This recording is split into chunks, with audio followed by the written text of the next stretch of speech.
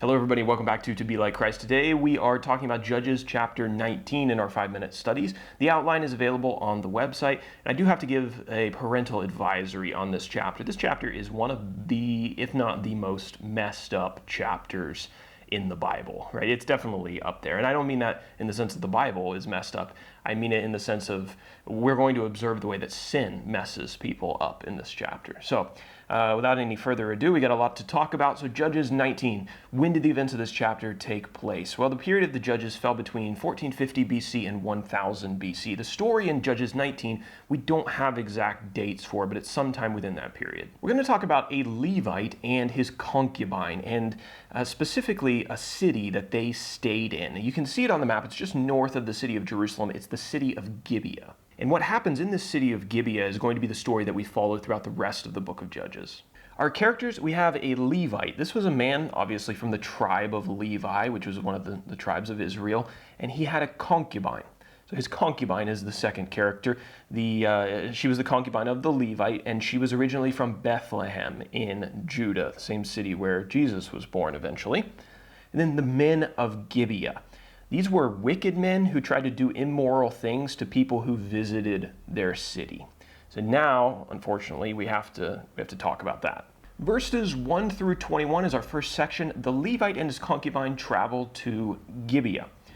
So Judges 19 introduces us to a Levite man who had a concubine, but his concubine left him and returned to her father's house in Bethlehem. So the Levite, wanting to get his concubine back, took his servant and made a trip to Bethlehem. And the meeting between the Levite and his father-in-law, or the concubine's father, was cordial, and he remained as a guest in her father's house for 5 days. But at the end of 5 days, much to the father-in-law was trying to get him to stay, but much to his chagrin, the Levite said, no, I have to leave. And so he took his servant, he took his concubine, and they began traveling north. As they traveled and as the evening approached, they passed by the city of Jebus, which will be later known as Jerusalem. However, the Levite refused to lodge there because the city was full of Jebusites rather than Israelites.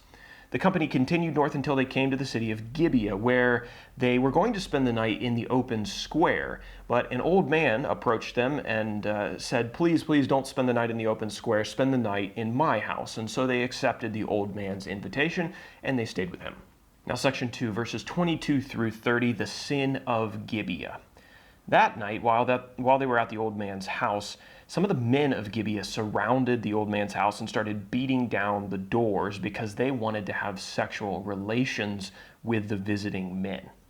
The old man who was hosting them begged the men not to be so wicked, and to try to protect his guests and to appease the mob outside, he offered to give the mob his virgin daughter and the Levite's concubine to in some way satisfy them. When the men didn't accept the offer, the Levite took his concubine by force and, quote, made her go out to them. The mob raped her all night, and they only let her go as the sun was dawning. When the Levite woke up, he went outside and he found his concubine dead at the front door of the old man's house.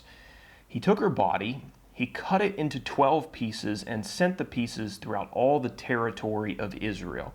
And all the people who received this gory mail or heard about it said, quote, such a thing has never happened or been seen from the day that the people of Israel came up out of the land of Egypt until this day. Consider it, take counsel, and speak.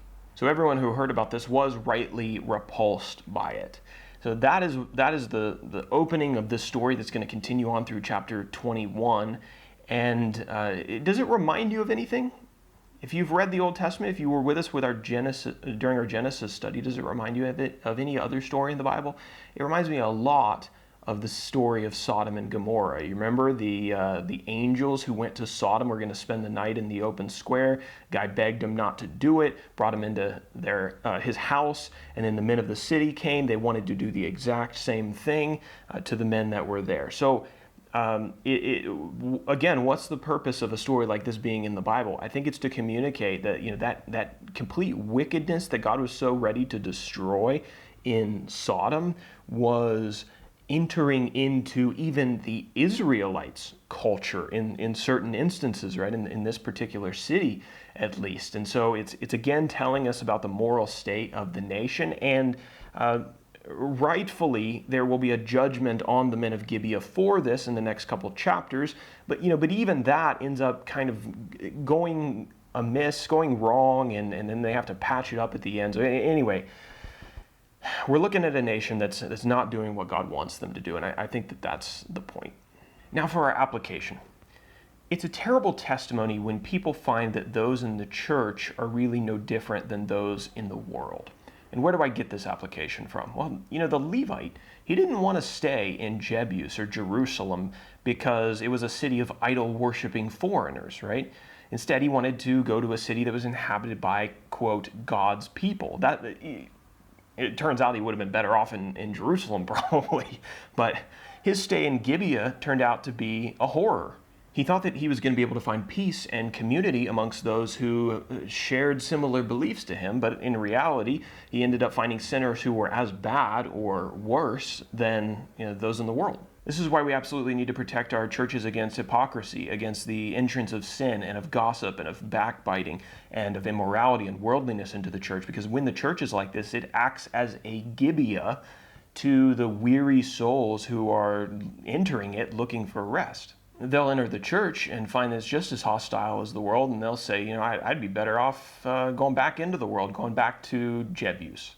It is essential that we take holiness and genuineness very seriously.